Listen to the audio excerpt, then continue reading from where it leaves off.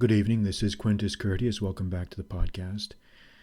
And the subject of this podcast is going to be, is this a waste of time? Is this a waste of time? Is what I'm doing a waste of time? And what I mean by that is it deals with a question that I get every now and then from readers and listeners, which is, I'm thinking of doing this. I'm thinking of going to this retreat or this conference or taking this course or reading this book or doing this or doing that. Is it a waste of time? Is it a waste of money? What do you think? I get these questions every now and then from people. They are people who are trying to learn things and develop themselves and to get better in life and in the things that they're doing and where they're going.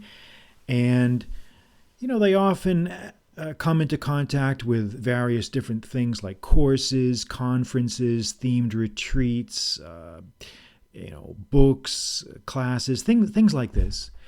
And a question that often comes up is, should I do this or should I not do this? And I get this question a lot. And it's a really good question because, when I was in my 20s and 30s and 40s, I often had similar questions. I would ask myself, should I do this? Should I do that? Am I wasting my time? Is it a good use of my time or is it a good use of my money? Should I do it or should I not do it? And, after a lot of trial and error, this is the conclusion I've come to. This is the realization that I've come to, really. And that is this. Every person is different. Every person is different. The motivating spark for each person is very different. What motivates one person may not be the same thing as that which motivates someone else. Also, some people need greater stimuli to get themselves moving than others. So it's very difficult to come up with blanket rules about should I do something, should I not do something. It's not a question that really can be answered that covers every person. And this is so that's the first principle. Number one is every person is different. Number two, realize that we all have finite amounts of time and resources. We all have a finite amount of time and resource, and you can't do everything. You have to discriminate between things that are worth your while and things that are not worth your while. All right, so you have to utilize some principles of economy of management here. You can't do everything. But having said that, I take a pretty broad view. I take a pretty, what I would say, liberal view of these types of things, these courses, conferences, retreats, courses, books, things. And what I mean by that is this. I never will condemn anybody for doing something if it helps them. What each person needs to conclude for himself or herself is this. If what you're thinking about is going to help you get where you need to be, if what you're doing is something that you think is going to get you up off the couch, get you moving, get your fires lit, then do it. Even if that course or conference or meeting or book or tapes or whatever may be bullshit to someone else, even if it may be a waste of time to someone else, if that helps you get motivated, if that is the what lights your fire, if that's what helps spark your energies, then who's to say that it's a waste of time? And who's to say that it's a waste of money? Now, of course, obviously there's limits here. I'm not saying you should be utterly frivolous with your money and do absolutely ridiculous things or fall for scams or things like that. But what I am saying is, if there is something out there that you think you can afford and that you are maybe on the fence about, if you think it's going to do you some good, you should do it. You should do it because my feeling is that you'll learn something either way. If it turns out to be good, if you turn out to meet people at this whatever it is and things go well, then hey, even if the subject is nonsense, then at least you will have made some benefit out of it. You would have gotten some benefit out of it. And if it turns out to be a complete bust, if it turns out to be a complete waste of time, then you've also learned something. You've learned that, hey, this is something I can do without. Maybe I'd better look for better stimuli elsewhere. So you'll learn something either way.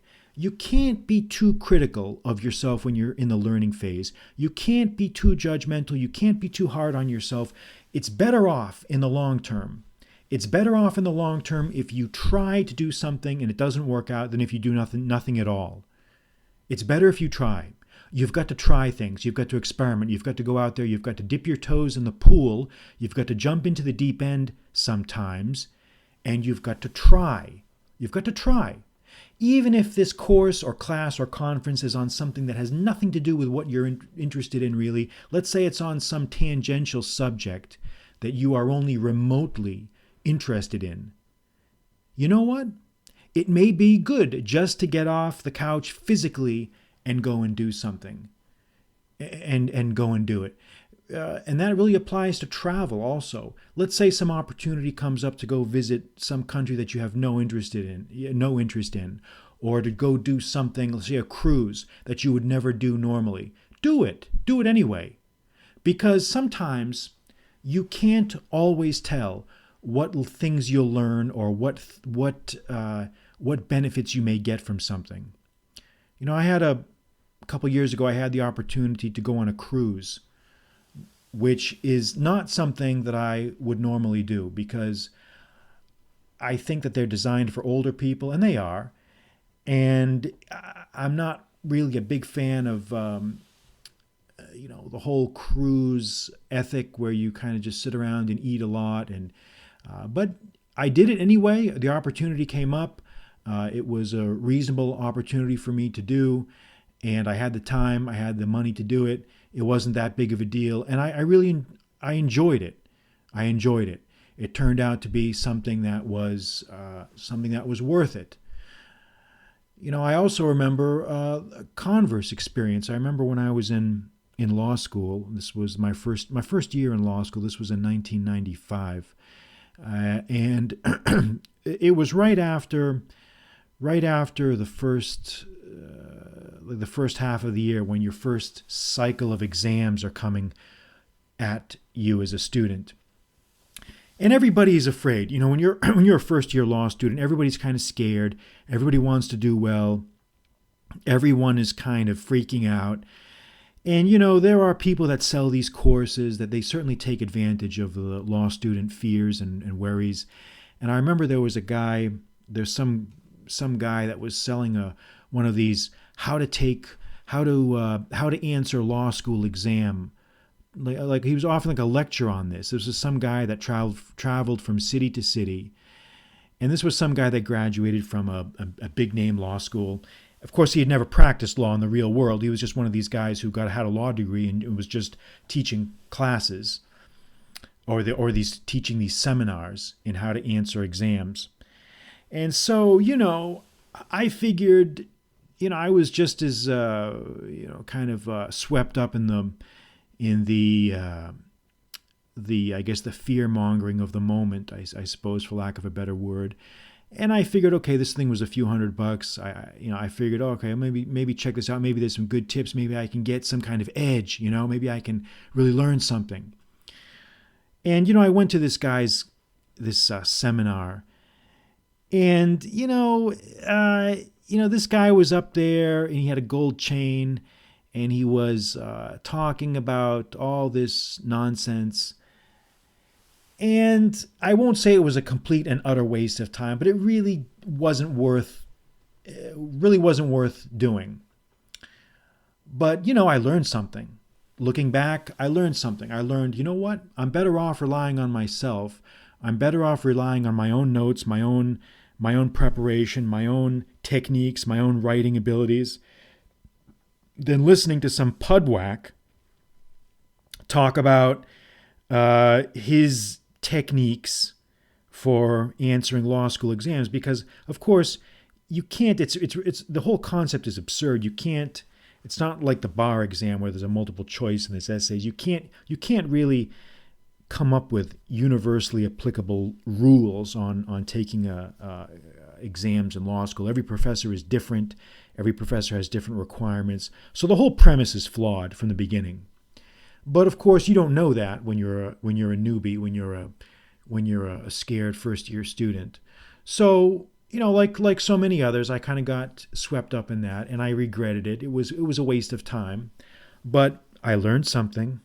And that's really how you have to look at these things. It got me out of the house. It got me thinking. It got me, my senses attenuated. So my point is this. If you're thinking of doing something, no matter what it is, take a good long look at it. Ask yourself, can you do it? Does it meet the minimum standards of doability? Is it, do you have the time? Is the price not too absurdly unrealistic? And if you're on the fence, you know what? Probably do it.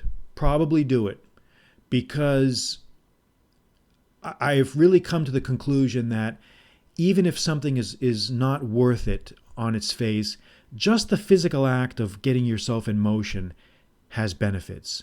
For some guys, just being around other people has benefits. Just being around other people has benefits. Just getting yourself moving, just getting out of the house, just getting your juices flowing, just getting your senses fired up, just getting yourself into that proper mental frame has benefits. And we can't discount that. We can't neglect the value of that.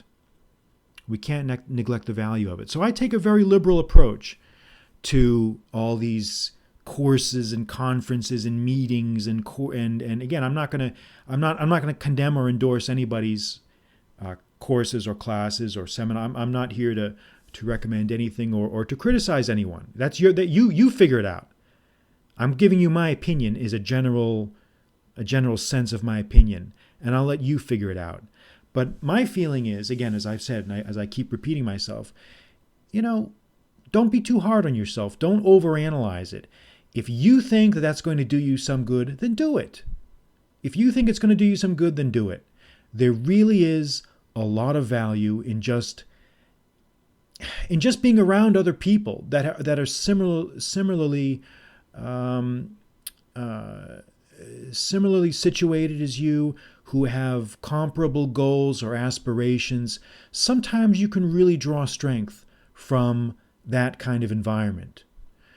And, even if, let's say you have an opportunity to go to some themed retreat. That was a big thing some years ago, these themed retreats where you spend a weekend somewhere in the mountains. I don't know, you're, commune with nature and, dance around a bonfire or whatever it is. And that may be bullshit to some people. That may be a complete waste of time or money. But, maybe for some other guy, it's great. Maybe for some other guy, it really helped him focus his energies. So,